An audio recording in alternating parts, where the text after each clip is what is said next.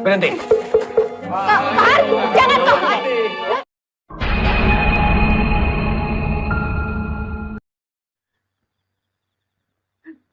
Di awal kisah ada seorang kepala desa bernama Sabri yang sedang menikahkan putri tunggalnya bernama Baidah yang disambut sangat meriah sekali oleh warga di desanya.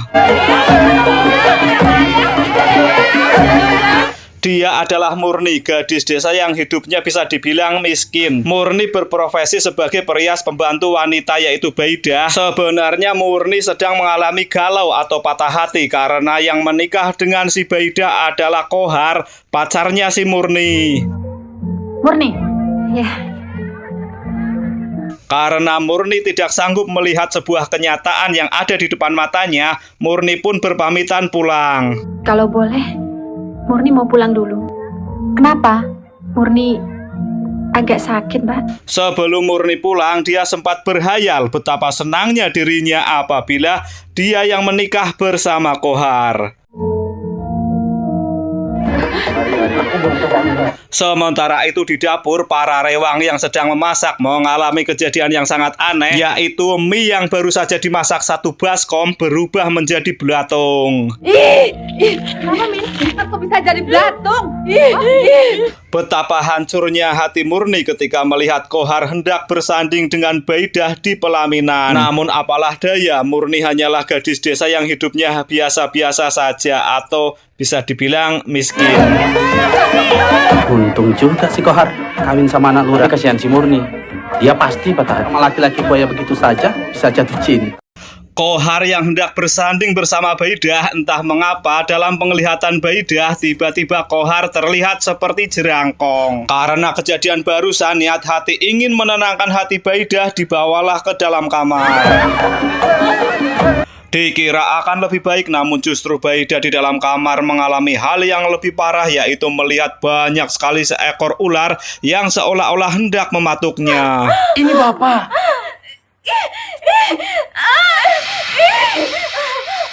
Sementara itu di luar rumah, langit tiba-tiba berubah menjadi mendung. Itu menandakan akan segera turun hujan. Padahal Lurah Sabri sudah membayar seorang dukun bernama Samad yang sudah puasa selama 5 hari.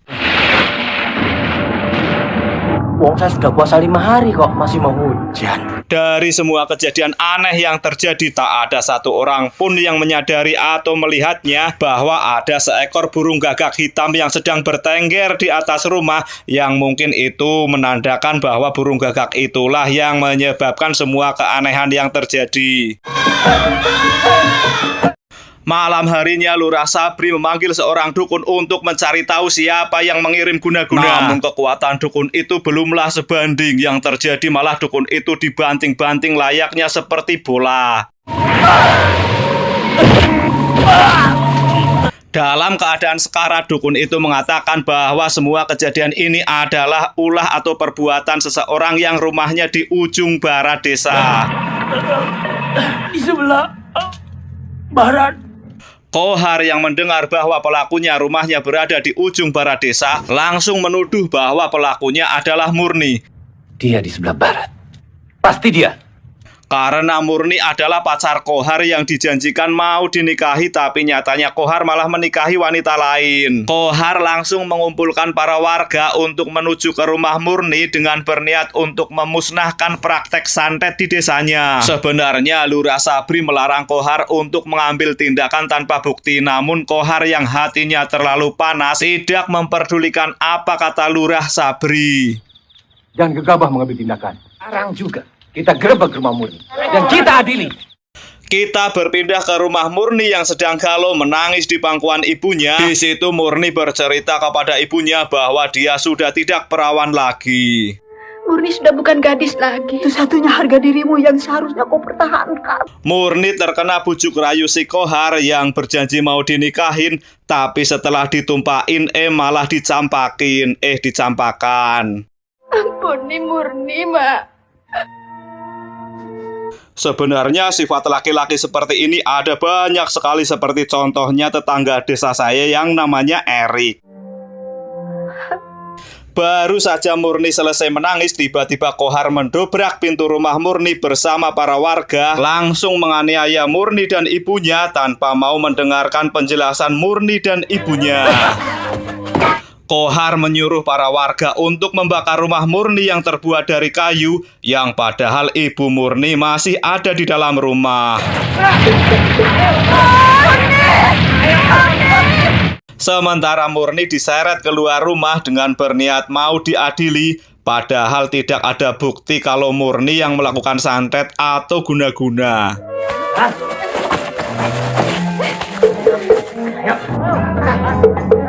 Murni yang diarak para warga kemudian dilempar ke dalam jurang. Namun tiba-tiba ada seseorang yang menolongnya.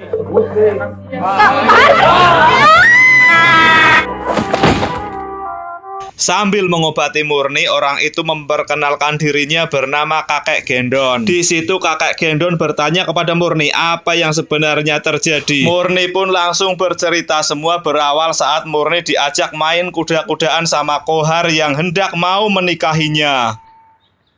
Mestinya tidak kau lakukan sekarang, Mas.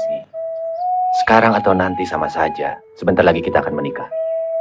Namun kenyataan ternyata tidak sesuai harapan. Kohar yang hanya manis di bibir mengucap kata dan malah Murnilah yang dituduh segala penyebabnya. Setelah Murni ditumpahin, ternyata Kohar menikahi wanita lain, yaitu Baida, seorang anak kepala desa. Murni yang sekarang terus melangkah melupakan Kohar dan lelah hati memperhatikan sikap Kohar. Dan tak mungkin ini terus bertahan, Kakek Gendon menyuruh Murni untuk membalas semua perbuatan Kohar. Saya tidak akan balas dendam, Kek.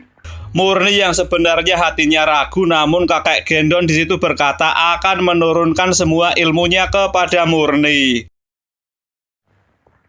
Saya tidak mengerti teluh, Kek. Akan kuturunkan semua ilmu hitamku untukmu. Kau akan kujadikan ratu ilmu hitam.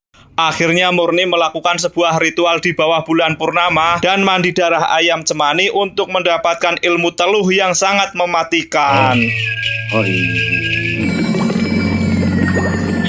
Setelah ritual selesai, Kakek Gendon langsung mengajari Murni cara menyantet seseorang yang ternyata dipraktekkan langsung kepada Kohar dengan cara mengikat burung yang ada di dalam boneka yang diberi nama Kohar. Alhasil Kohar yang mau melakukan malam pertama pun gagal melakukan pengenceritan. Apa sih nggak bisa-bisa? Nggak tahu.